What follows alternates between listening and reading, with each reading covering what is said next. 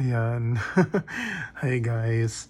So, katatapos lang nating kumain and maglaba ulit.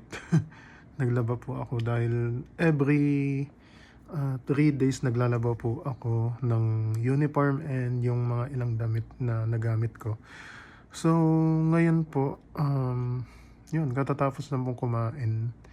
So, nag-iisip ako ng pwedeng gawin since mag-isa lang tayo dito sa room dahil wala yung mga kasama natin sa room. Nagsipasukan sila sa work dahil night shift po sila and I'm morning shift.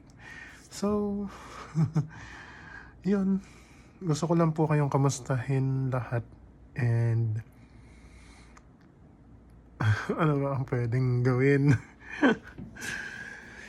Ay, tingnan, itutour ko na lang po kayo dito sa room namin. Yan yung room namin.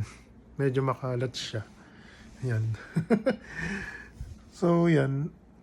Yung mga gamit dito sa room, eto. Yung mga gamit dito sa room, yung ibang gamit pala, galing sa labas. So, namili kami ng furniture. Ito yung furniture. Hindi. Bali na pulot lang namin yan sa labas. So, hanggang dito na lang po. Bye-bye.